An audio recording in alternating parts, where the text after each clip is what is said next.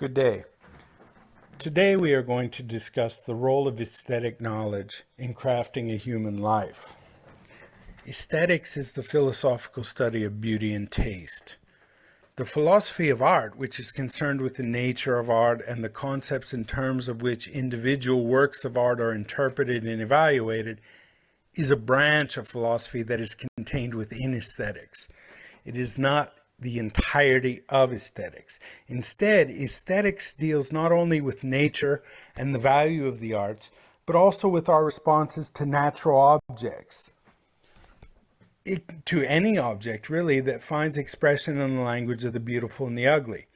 Simply, aesthetics deals with our aesthetic judgments in regard to any object that may be judged to be beautiful or ugly. Our aesthetic judgments are assertions of aesthetic knowledge, and all aesthetic knowledge is rooted in the processes of sensory perception. As such, aesthetics is a science of sensuous cognition. Sensuous cognition is created in the processes of sense perception, in the relation between the perceiving subject, the perceived aesthetic object, and the resulting conceptualization as an aesthetic judgment. Psychologically, any sensory experience can produce one of three reactions in the human being: either desire, aversion, or indifference towards that experience. These patterns of reacting to and judging sensory experience involve the interaction between the qualities inherent in the aesthetic object and the subjective taste of the perceiving subject. In this sense, aesthetics is a science of the human emotional response to sensory experience, of both artificial and natural beauty as we experience in the world, and of our ability to make rational judgments about the nature of beauty itself and the relative beauty of any particular aesthetic object. We study our emotional responses to aesthetic experience in our lived existence, and we evaluate these aesthetic experiences in order to attain knowledge of beauty and to make rational judgments and rational arguments about these judgments and about what is beautiful or ugly and to what degree something is beautiful or ugly. The aesthetic object is an object of perception that is judged as beautiful and ugly and produces an emotional response in the perceiver. The aesthetic object may be classified according to its objective material nature or according to its intentionally constructed nature. For example, a Greek tragedy like Agamemnon, from which tragedy the painting in this slide depicts a scene, can be regarded either as a material or intentional object. Likewise, Ferrari demonstrates how tragedy, laid out in Aristotle's Poetic, can be read simply as a description of the mechanics of tragedy, plot for plot's sake, or as a defense of poetry that gives tragedy a role in the ongoing moral education of the mature individual, in the exercise and enlargement of his sensibilities, in his very humanity. The first interpretation of a plot for plot's sake would be an example of the aesthetic object being considered materially, while the latter pedagogical reading is an example of an aesthetic object being considered intentionally. This also serves as an example of how difficult it can be to disentangle these elements from each other in our analysis. When an aesthetic object, for instance a statue, is given to our perception, the response of the perceiver depends on his or her conception of the aesthetic object. An epistemological difficulty arises here, as the perception of the aesthetic object given as a material object to the senses cannot be erroneous. Of course, we are assuming that the sense faculties of the perceiver are reliable. But the perceiver's conception of that same aesthetic object that was perceived is open to being in error. For example, it is quite possible for one observer to have a rapturous response to the beauty found in the statue in this slide, the ecstasy of Santa Teresa. Likewise, another observer may be unmoved by this same statue. This difference is not to be found in the aesthetic object, in the statue, the statue as a material object. Instead, the difference is found in the statue as an intentional object. Therefore, when we're looking at the ecstasy of Santa Teresa, the philosopher must be careful to differentiate between the study of the aesthetic object as a material object, as a statue formed by a sculptor according to certain rules, and the statue as an intentional object, an object that produces an aesthetic experience in the observer. In this sense, aesthetic knowledge is a product of our aesthetic judgments, which are derived in turn from our aesthetic experience. The veracity of the aesthetic experience itself, such as that produced by the ecstasy of Santa Teresa, like sensory perception, this cannot be questioned. The observer is either moved by the experience or he is not. However, the quality of an aesthetic judgment can be erroneous, as it is a matter of taste. This is why aesthetics is defined as the philosophical study of both beauty and taste. The theory of taste arose in the 18th century, and it holds that the judgment of beauty is immediate, meaning that judgment of whether or not something is beautiful is not an inference.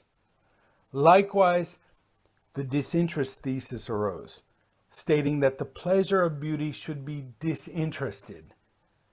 The pleasure derived from beauty should be enjoyed solely for its own sake. An example of the immediacy thesis is provided by the example of a young man who sees a comely lass in the fields. The young man doesn't evaluate her by way of abstract principles. He doesn't measure her according to her integrity, her proportion, or clarity, and then proceed to infer whether she is beautiful or ugly, and then assert his aesthetic judgment. No, instead, his aesthetic judgment is immediate. This can also be taken to indicate that the grounding of all conceptions of beauty is most likely found in the physical appearance of other human beings from the time we are infants. For example, the idea of beauty in the Hebrew Bible is often geared towards the beauty of persons. The Greek sophist Hippias defined beauty in his first definition as the property of a fair maiden. This also seems to accord with our empirical experience of beauty and points us towards the ground of aesthetic experience in eroticism and in the desire to possess and unite with the beautiful. Ultimately, this erotic dimension, this primal attraction to beauty, as well as the aversion to ugliness, simultaneously ensures that beauty must be perceived not solely as something attractive and pleasant, but also as something very powerful. This is exemplified as the power of art is well attested in the Republic with Plato's suspicion of the poets. The power of beauty in its erotic dimensions is found in almost any tale worth telling, anywhere from the biblical story of Samson and Delilah all the way to Wuthering Heights. All of these serve to show us that our perceptions of beauty are direct, immediate, and independent of the intellect. It is only when we begin to interrogate that experience, that direct perception of beauty, or the experience of erotic desire, that we can begin to interpret the aesthetic experience transcendentally. This is where the need for the disinterest thesis emerges.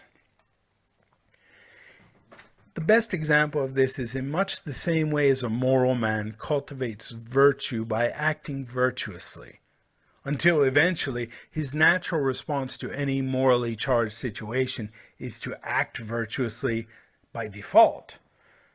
So it is that one should cultivate disinterest as part of good taste, a cultivated aesthetic sensibility, in order to ensure that one's immediate aesthetic judgments are habitually correct.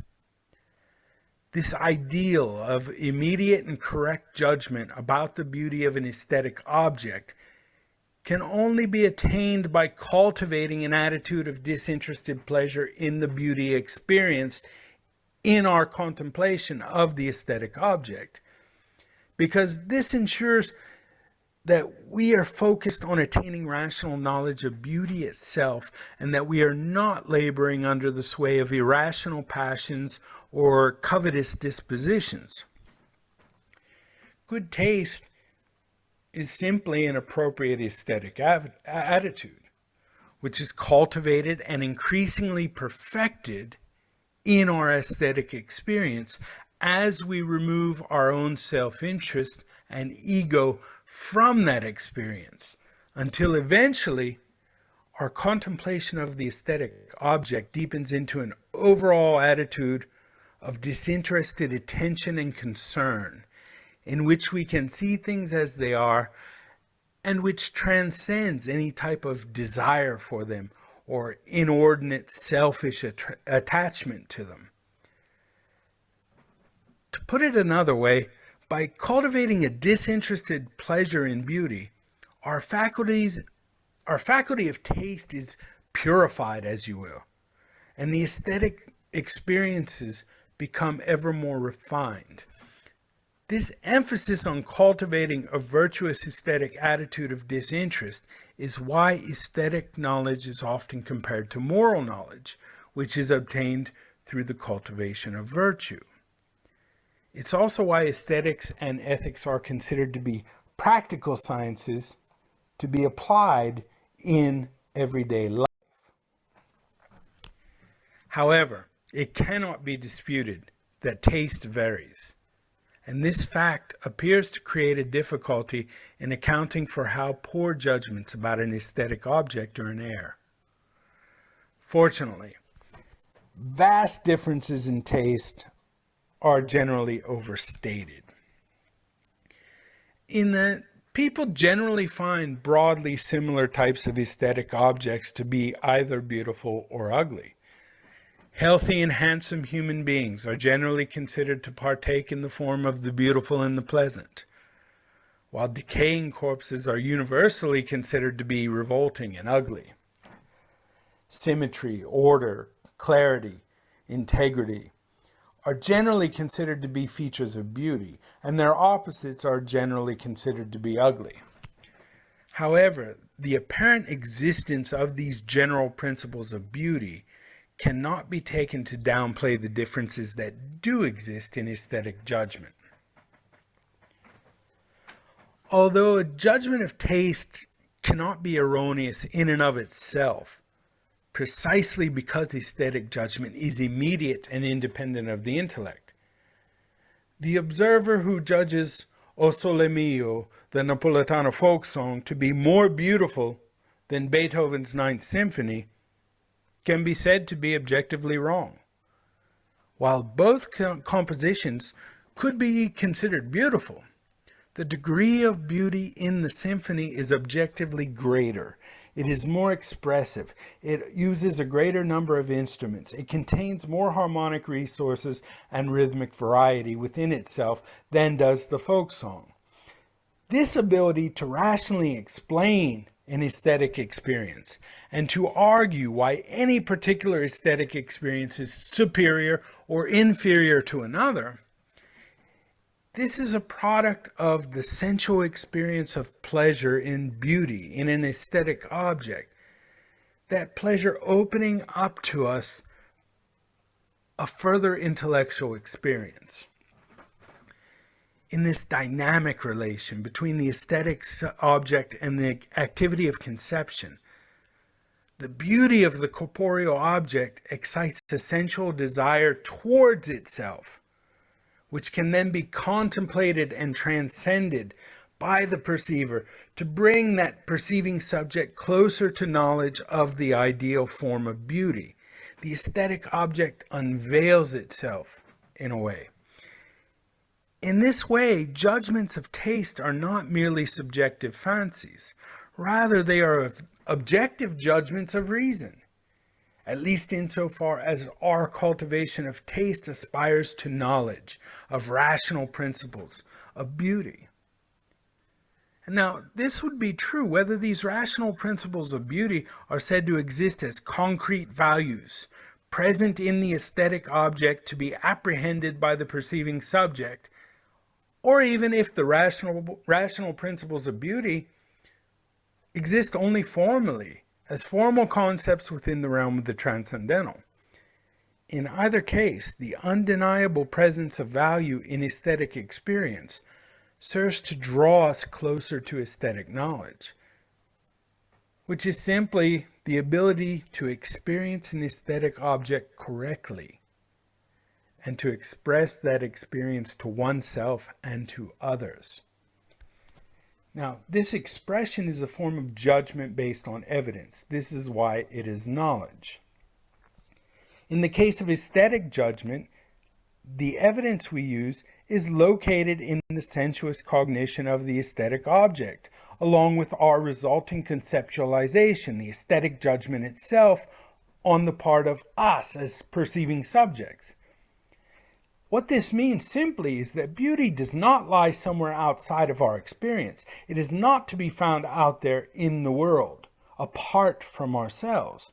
Instead, beauty is found precisely within our cognitive relationship with the world.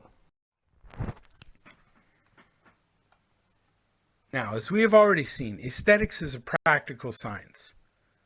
The aim is to perfect our sensuous cognition by training our faculties in order to awaken to a more perfect consciousness of the relation between ourselves as perceiving subjects and the aesthetic objects that we come into contact with.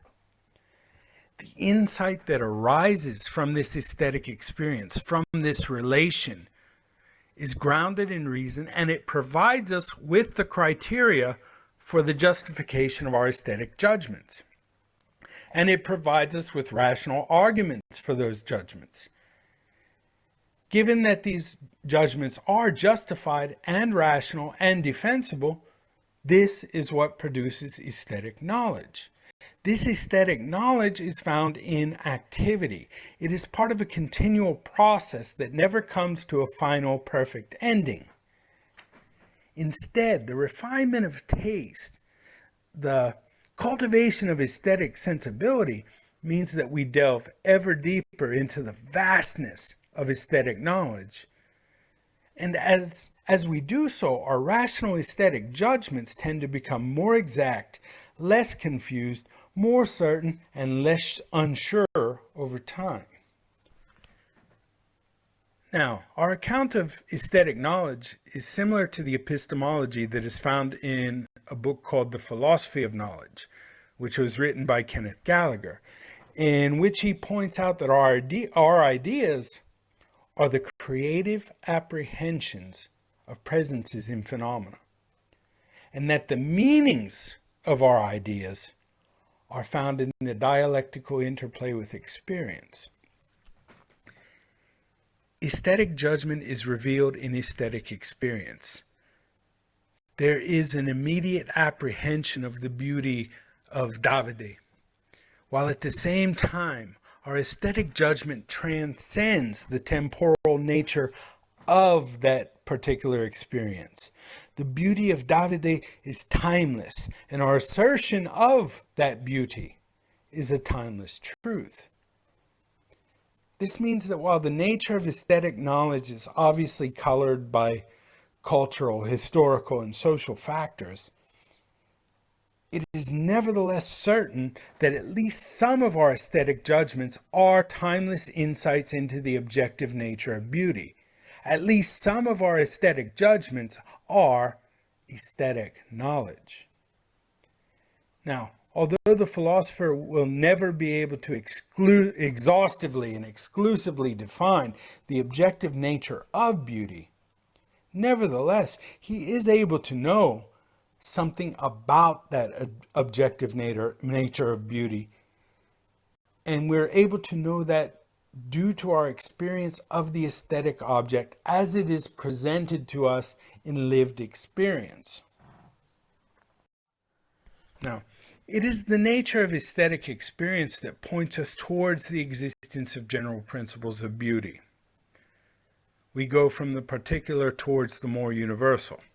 In the medieval period, the principles of beauty were generally derived from the concept of beauty as an abstract transcendental.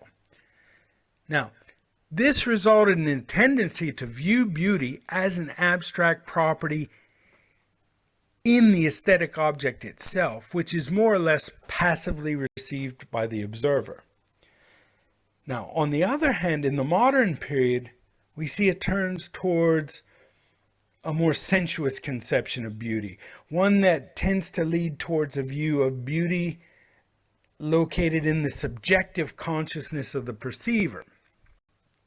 Interestingly, Hume and Kant, who were subjectivists and held this latter view, both accepted that there were in fact universal principles of beauty. Hume accepted that principles of beauty exist, but he was unable to point to them specifically, while Kant's philosophy pointed towards their grounding in the a priori basis found in the human mind. But nevertheless, both were agreed that these universal aesthetic principles do exist.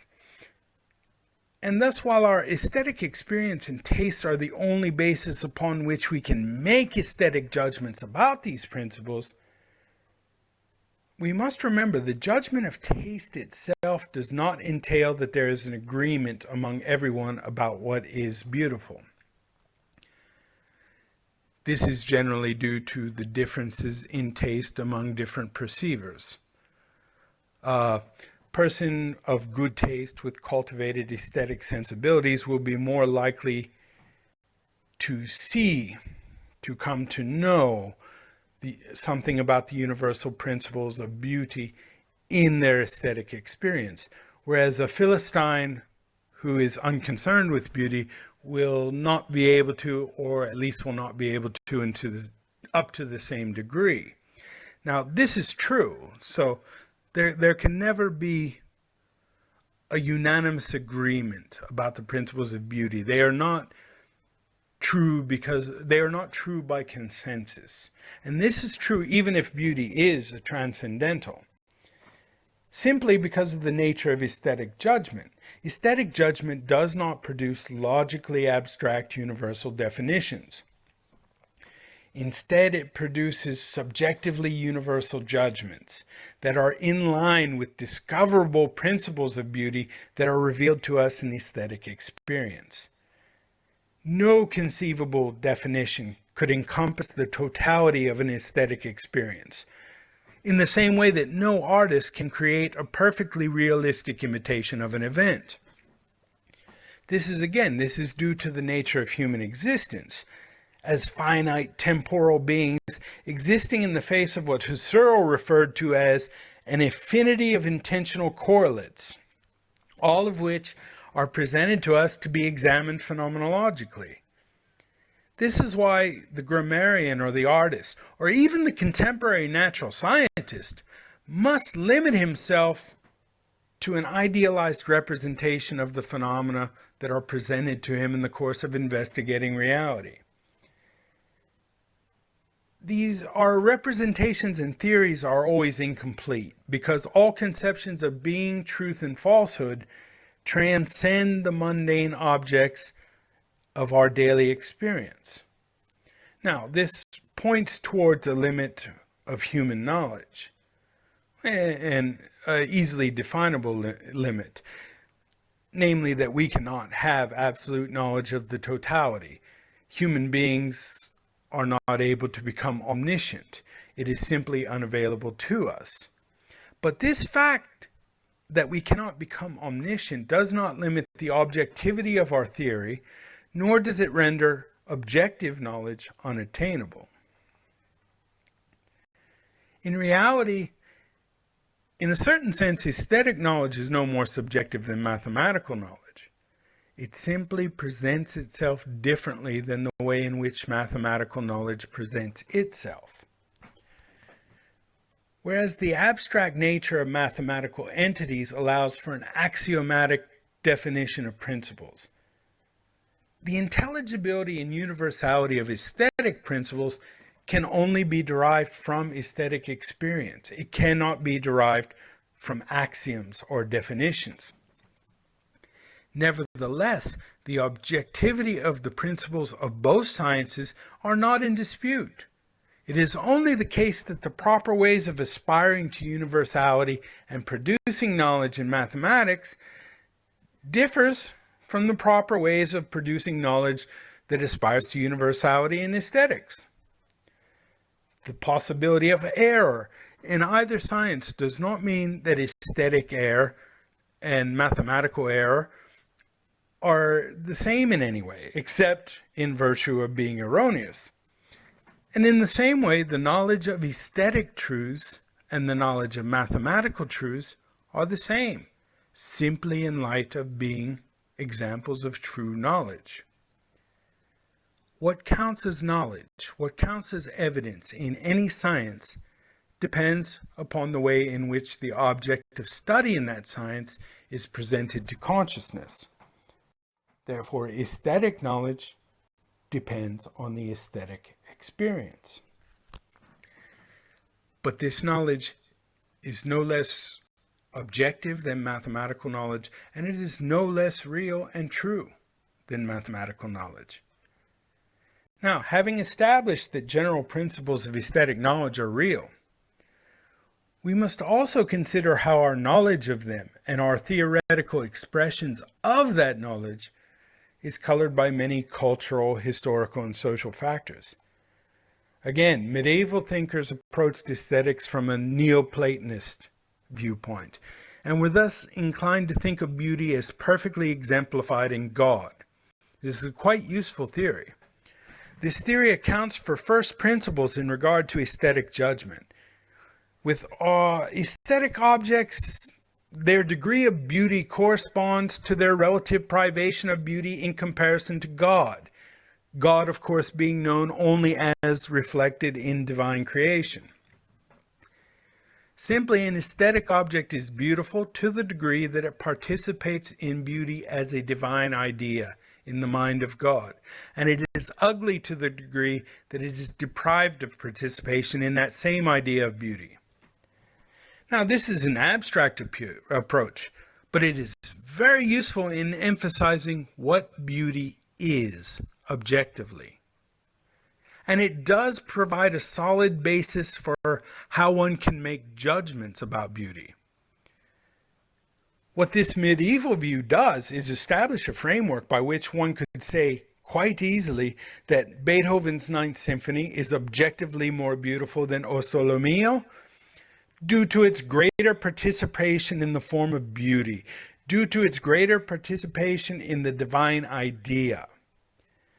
Unfortunately, what this theory cannot do is give us a really clear idea by which we can determine how either composition actually participates in the divine idea. In contrast now, the moderns moved towards aesthetic experience and the faculty of taste in order to discover principles of what is universally beautiful rather than what beauty is. In this sense, both theories, the medieval and the modern, are approaching the same universal ideal of beauty, but they are doing so from different directions. One is coming from a conception of beauty as transcendental manifestation, and the other is coming from a conception of beauty as immanent presence. Both perspectives are true and reveal truth because they are simply different aspects of the same phenomenon, expressed with different criteria of intelligibility.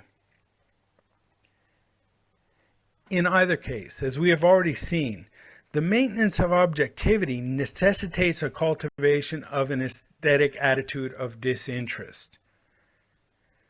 While judgments of taste are necessarily subjective, and the principles of beauty are not dependent on consensus, we can nevertheless discern objective principles of beauty from our intersubjective experience as a community. To try and reach the essence of these principles, though, we must endeavor to remove as many obstacles to understanding as possible. Now, this is what we do by cultivating an attitude of disinterest. But this disinterest is not meant to be sterile or unfeeling. It is simply an attitude to be cultivated that entails a certain reasonable objectivity in answering the question of beauty. Now, again, if we return back to the example of the young man who comes across the fair maiden in the field, if, again, his aesthetic judgment is immediate, but in contemplating, in reflecting on that judgment about the girl in the field, the young man cannot be objective insofar as he is consumed by a desire, an instrumental desire to marry said girl, or inflamed with lust for said girl. He cannot be objective. If he cultivates an attitude of disinterest, say that the young man is already married and this girl is off limits to him, he may be able to contemplate her beauty in a disinterested way and enjoy pleasure in that beauty in an aesthetic sense. He can attain knowledge of it. He can be somewhat objective. He still must be open to the experience, but he can judge that experience more objectively from a position of disinterest. And this is why we try to cultivate this attitude, simply to remove obstacles to understanding. But it is this reasonable objectivity is what we aim for when we answer the question of beauty. And beauty is a question that Marseille would rightly classify as a mystery rather than a problem. Unlike a problem which admits of a solution and which requires us to treat beauty as if it were an abstract object, to treat beauty instrumentally as if it were something that we can use, to treat beauty in a selfish manner, is to treat beauty as a problem. But if we treat beauty as a mystery that cannot be contemplated from a position outside of our own existence, precisely because any questions about the being of beauty must necessarily include the being of ourselves and the relationship between the two of us in the aesthetic experience. This mystery of beauty means that any questioner after beauty must interrogate the aesthetic experience as a participant, a disinterested participant, but a participant nonetheless, rather than as an observer. In this way, only the experience of beauty can be the source of justification for our knowledge of beauty. Now, the knowledge generated in this return in thought to aesthetic experience, in this contemplation of the aesthetic object, a disinterested contemplation, this knowledge that we attain is not a securely possessed, transmissible theorem. Aesthetic knowledge is never external to the one that possesses it. Instead, aesthetic knowledge is something one is, rather than something one has. And the cognitional value of aesthetic knowledge comes from creatively attaching and reattaching oneself to aesthetic experience and allowing the aesthetic object to evidence itself to us as an appeal, as an appeal to which we must creatively respond. Interestingly, Gallagher compares this type of knowledge to the creative intuition of an artist, and this is a very good illustration, in that the artist's idea does not come to him preformed and ready-made only to be executed. Instead, the artist's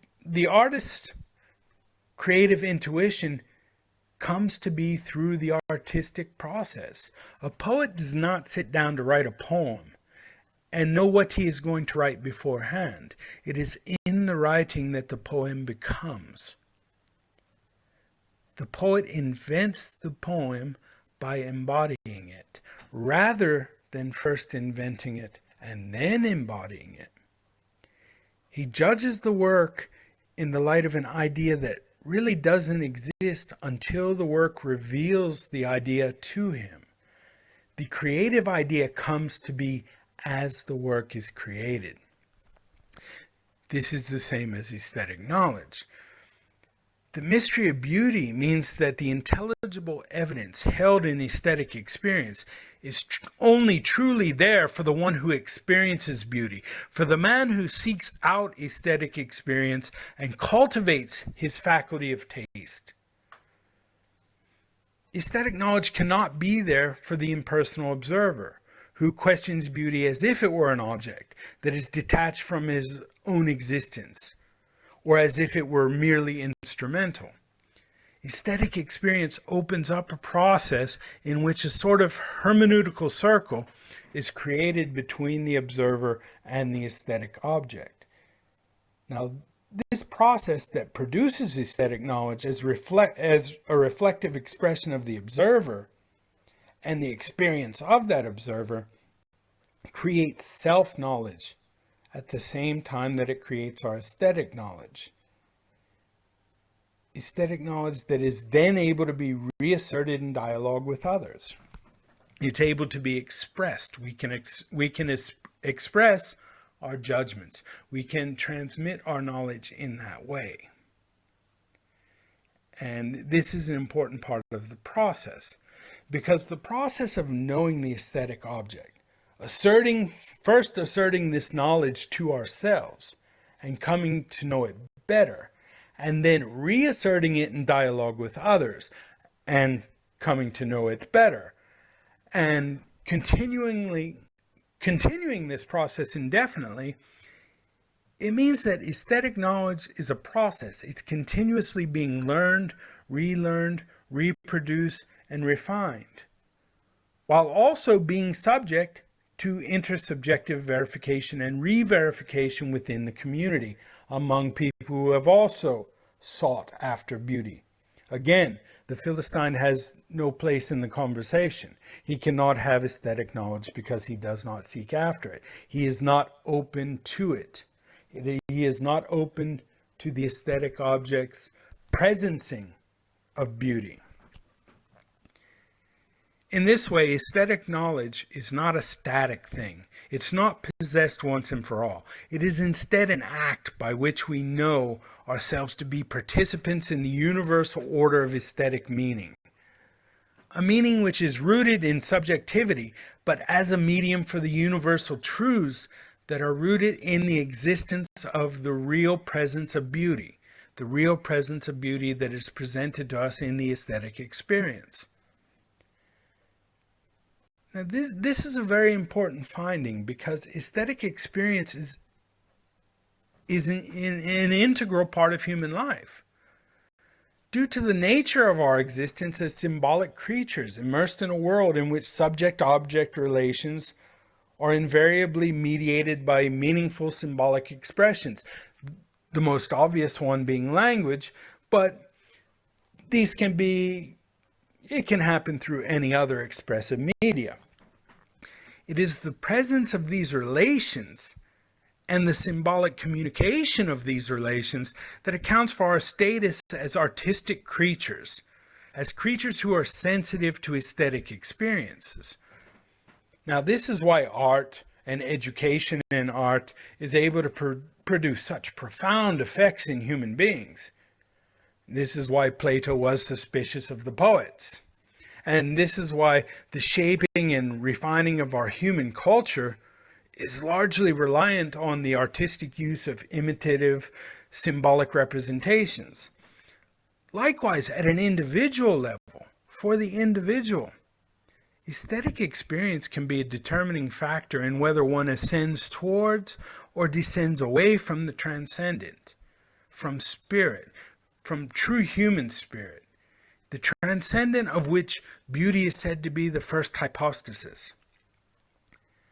Most importantly, as Hegel attests, aesthetics is an integral part of the wonder that is human consciousness. A consciousness that ultimately links the transcendent and the human, the divine in the human as spirit. And we will see here is a quote from Hegel. Man is an animal, but even in his animal functions, he is not confined to the implicit as the animal is. He becomes conscious of them, recognizes them, and lifts them, as for instance the process of digestion, into self-conscious science. In this way, man breaks the barrier of the implicit and immediate character, so that precisely because he knows that he is an animal, he ceases to be an animal, and attains knowledge of himself as spirit, as part of the transcendent, or the absolute for Hegel. When this idea is really taken seriously, it is not difficult to see why the realm of the beautiful on earth, the fine arts for Hegel, is necessarily a product of self-conscious human creativity. The beauty of nature cannot be known to us in the same way and as perfectly as the beauty of fine art. Not because nature is not as beautiful as art, but because it's not the embodiment of self-conscious human creation. The human being is the only creature capable of creating beauty, and it is also the only creature capable of recognizing beauty.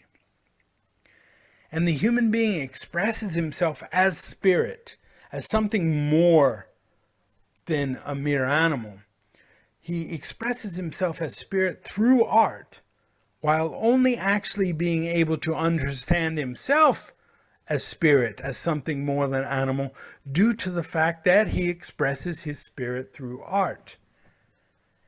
In other words, the human spirit is not a thing that does things or makes art.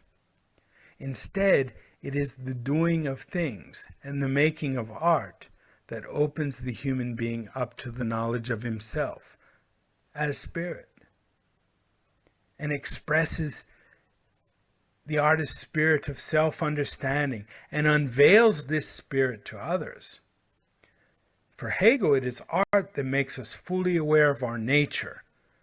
And his emphasis on art also demonstrates the higher degree of aesthetic knowledge we have when it comes to our own creations. No one can know the work of art better than the artist who creates it. And here is where we discover the importance of the aesthetic dimension to a fully human life.